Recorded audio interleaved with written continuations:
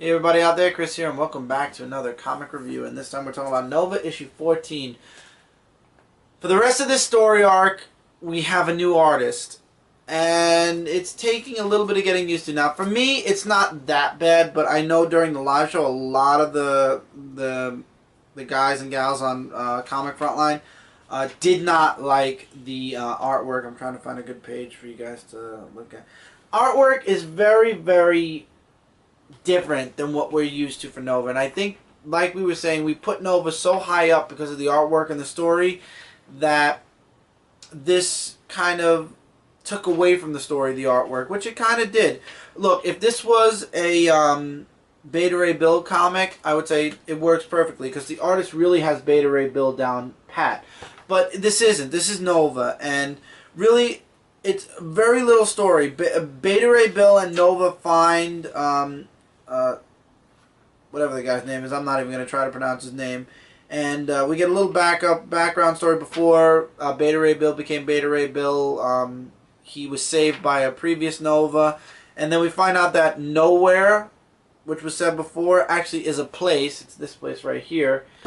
And Beta Ray Bill finds him and wants to free his people, but the I'm going to call him Scar. Skarn says, if you don't leave, if you lay a hand on me, all your people are going to die. Also, we have Nova versus this gigantic robot, which is called the Warbringer.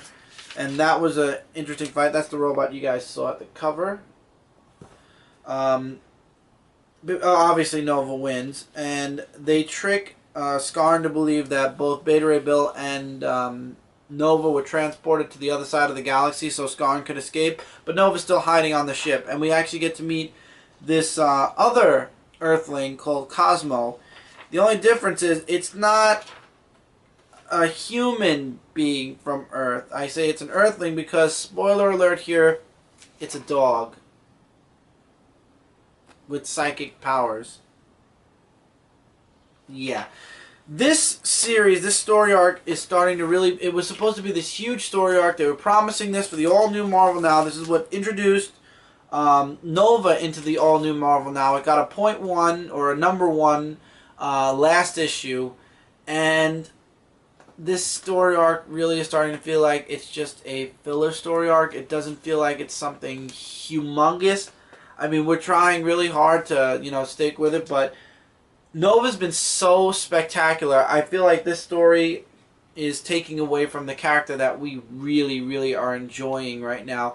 And I'm going to hold tight with this story as always, but I don't know. In the end, it just feels like, something happened, but not a lot happened in this issue. And the artwork isn't really helping because we're used to the other artwork by Paco Medina. I think I said his name right. I could be wrong, but beside the point. I'm just hoping that this story at least gets a little better, and I can't wait for Paco Medina to come back. I believe this story is going up until issue 15, so I think we have one more or two more issues, and then he's coming back right after this story arc. So that's a good sign. So for now, I'll say this was a 3 out of 5 stars. Let's see where the next issue goes. But for right now, that's it for Nova. So until next time, everybody, don't forget to check out Comic Related and ComicFrontline.com. We are your #1 source for comic-related news, reviews, and a whole bunch more. Don't forget to also subscribe to Comic Frontline so you don't miss out on a single video.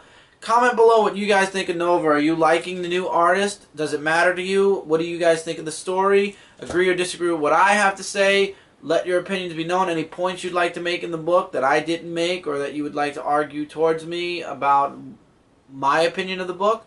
Feel free. That's what the comment box is there for. But until then, guys, and until next time, keep reading, keep collecting, and I will see you guys in the next review. Take care, everybody.